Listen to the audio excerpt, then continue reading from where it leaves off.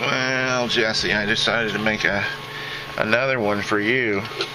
It's your dad, by the way, your real dad. So I've been working. I'm gonna die soon. I'm not gonna commit suicide or anything. It's just, you just know some things, you know. And that microwave will go off. I'm going to tell you the entire story of how I met your mom and you came to me and everything. So, where to start? I hadn't even thought of it in a long, long time. You know what I mean?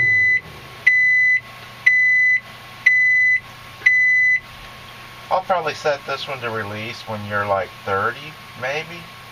You were born on John Lennon's birthday on October 9, 1985. I still remember the day. Still remember your mom walking around and round outside. Gonna have a baby. You know what? Your mom and I were in love. Totally in love. I'm going to come to the camera in a second. I had to take a pee. And, I was totally in love with your mom. I mean, geez, it took me about a decade to get over it. It was one of those epic loves. And you'll understand more.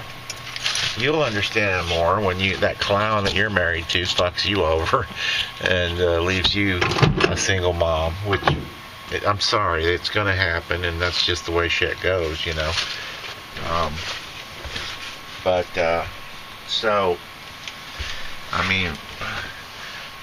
You'll just understand more as you get older, that's all. And, what started you that morning, by the way, your mom and I made love while she was pregnant, and some of the stuff guys have... Oxytocin starts a labor thing, and your mom and I would, I don't know, she was like infatuated with me at one time and just worshipped me at one time, but then it must have changed because I never would have left your mom, never. God, I wanted to meet you. I've thought about you every day for 30 fucking years. I'm gonna die soon. I'm not gonna pull any punches in this one. I'm just so tired of it. It's, what year is it? It's 2013 and like February 4. And, I'm going to put this on YouTube, tag it with and you'll find it, and tag it with your name and put it like, I don't know, on your 30th birthday. Maybe 40, I don't know. Maybe, I don't know. We'll see. But in the future. So... I was with I had an ex-girlfriend, Kelly. She worked in Sheldon at the truck stop. And I was friends with Huey before he blew his brains out, Terry's first husband. And now I know why he blew his brains out. She just got to him. And anyway, she got to me too,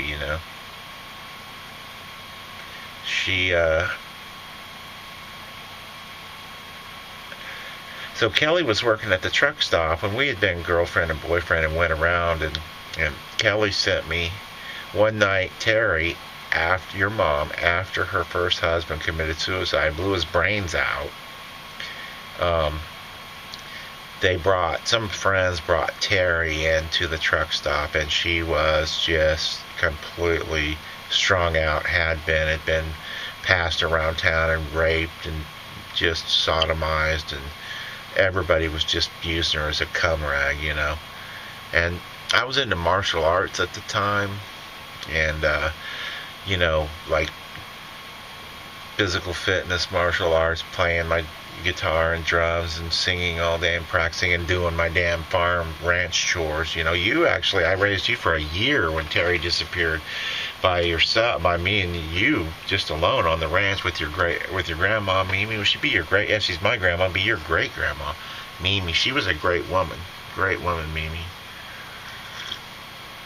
So, anyway, what happened? I have a daughter. I got a granddaughter through you. That's great. You know, I mean, a little early, and it really complicates things, but stuff happens. That's life. So,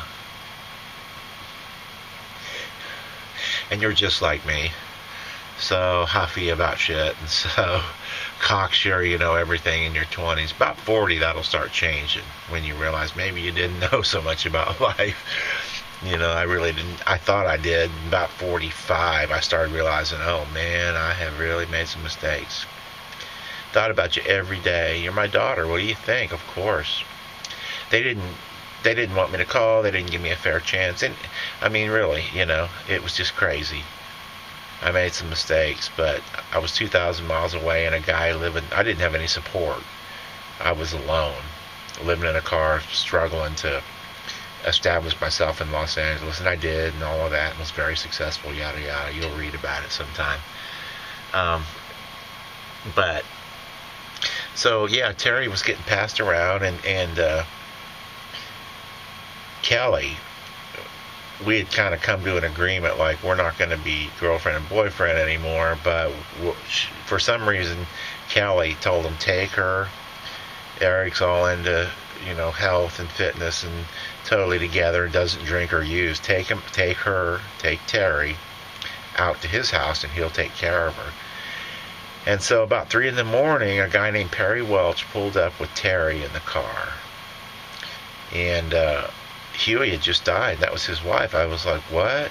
And he said, man, you got to take her and take care of her, because I can't handle her anymore. She's out of control. Just complete. She was. So he just handed her. I went in the back of the car, and I slumped her over my shoulder, you know, and, you know, I was like, I don't know, I'll take her, sure, but I mean, so anyway, she was wet, messed up, and I put her in the back guest bedroom at Mimi's, and I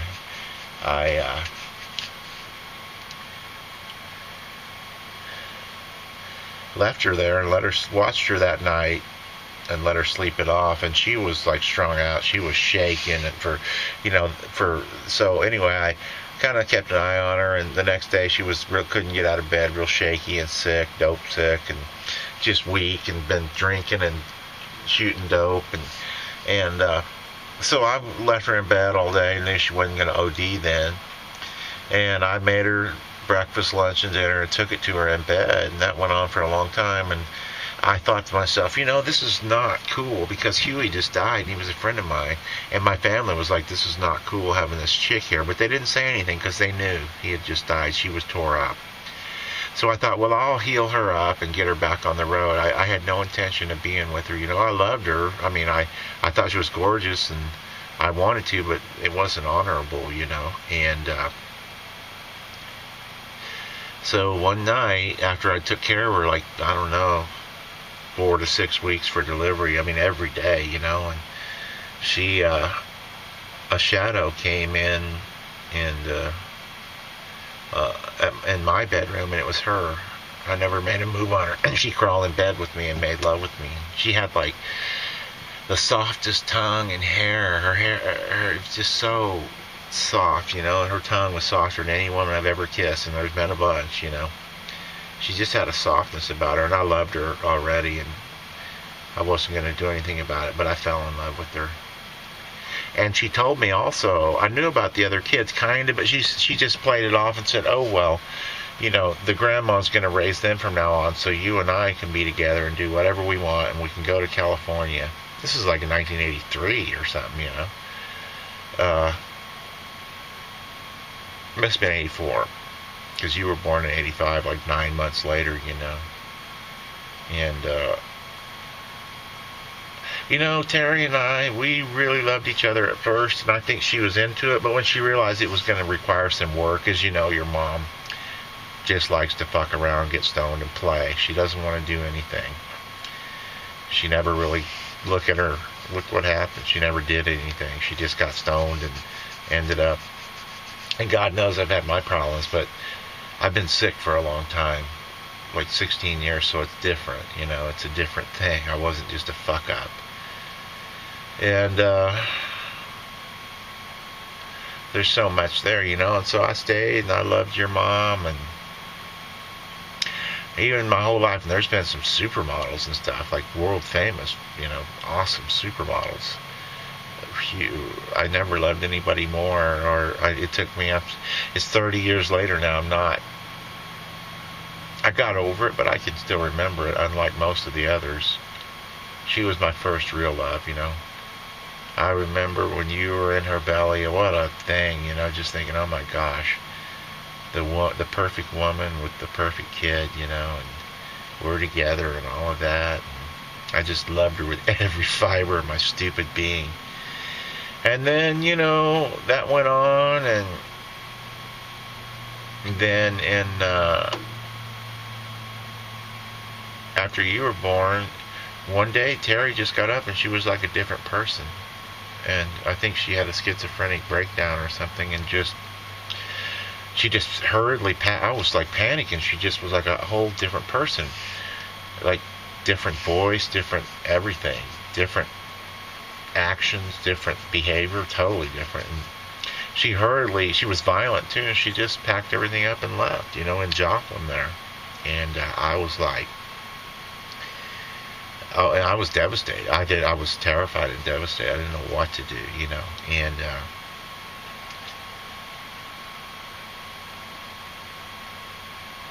then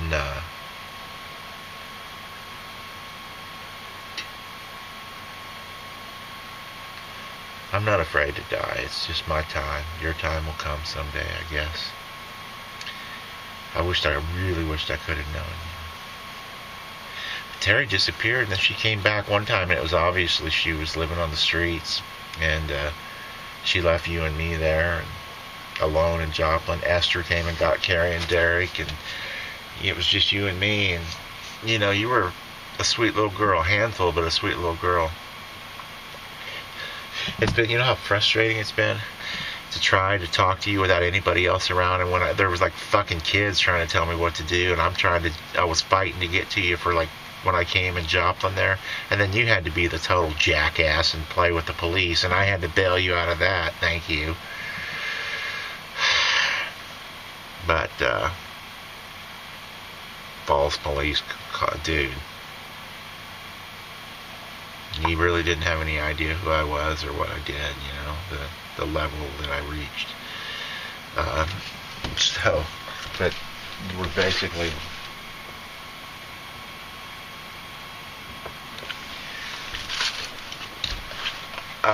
so then Terry disappeared. She showed up with a homeless guy, and she was homeless. They were living like smoochy woochy in our front yard and drinking, and I was devastated. I was blown away. I couldn't have been any more devastated. I got on my knees and I begged her to come back and stay with me and you. And, you know, I got on my knees. I don't do that. And begged her. And that motherfucker ran across the room and football kicked me in the face and told me to fuck off and started stomping me and shit. And when I got up from there, I was a different person. I realized life is fucked. It's hard. That kind of shit happens. I opened myself up to it. It was my own fault, you know. I mean, the Herds were classy people. The Schoolies were kind of scumbags. That's just the way it is. And, you know, after that, she disappeared again, and I didn't see her for a year after that. And you and I went to live with Mimi on the farm, and you never spoke. I mean, I was playing real rough with you one day, and I held you down, and all of a sudden you never talked. You're like 2 or 3, and you went like, let me go, let me go. And I'm just shocked. I let you go, you know. You must have been a neat person, you know. You must be a neat person. I'm sick now, and I'm old. I'm 49 fucking years old, you know. I had a great life. It was great.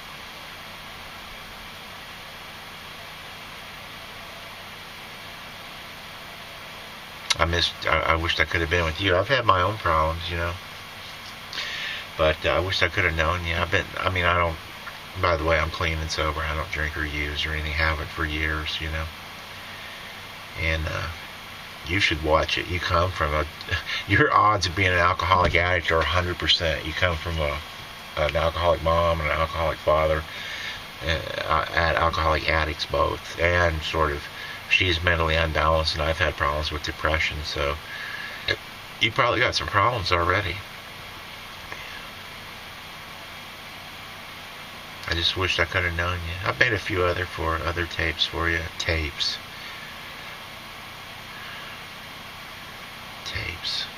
I'm actually a computer scientist, and with all kinds of highfalutin educational credentials and shit. And I'm one of the people who help bring all this bullshit new technology to you, and I'm using the word tape. I'm a shell of what I once was, but I came back and I made mistakes, but after a while I just felt like I didn't have the right anymore, I didn't want to come in and out of your life, and you'll see how it is with your husband. What is it, Manuel? You'll see how it is. You'll understand more when you get older.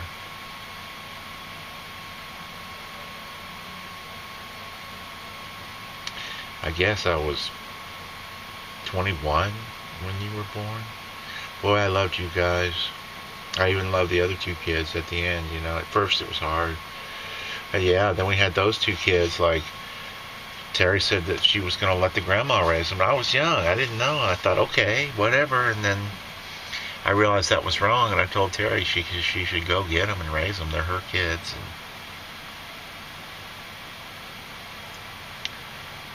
I don't know. Seems like Derek turned out to be kind of a interesting kid. I was real rough on him one day, and I'm sorry about that. I guess you could tell him I'm sorry. My dad never said sorry to me for every time he fucking... I guess you were lucky. My best prayer was that my dad would die or disappear so I could relax, I just thought I'd make it a tape. I guess you already know I'm something of a badass.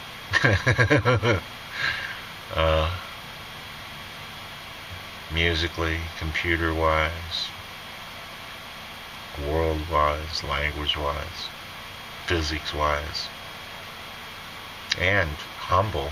The other people have probably told you that. They don't really know, in Missouri, it was funny when I came back. I think I just finished my first government contract. It was like for all these federal agencies, including the CIA and the FBI, computer stuff, and I guess I wouldn't have believed that either, but there's a bigger world, and that kind of stuff is not that impressive in the bigger world. I actually did, yeah, at that time when I came back. It's been a life. I don't know what to tell you. I guess you're already starting to genetically bloom at the age you started getting your education and everything, and I was just, hell, I was real huffy when I was younger too, and I didn't understand it all, but it becomes clear as you get older. Would have been neat to know you now. I'm in no shape, and I don't want you to see me in this condition. I'll never know you. I loved you. I loved you guys like crazy, But it just wasn't meant to be. I thought that staying away was the right thing, and everybody kept telling me, oh, she'll come looking for you.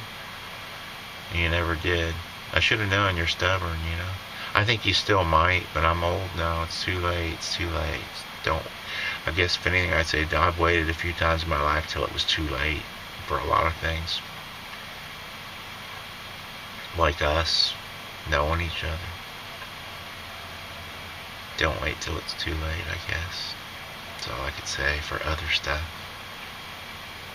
I'll probably make some other tapes. Just remember, like Jeremiah Johnson, the only thing you need to know about me is I'm a fine figure of a man. That is all you need to know. Yeah, I'm something of a badass. Take care.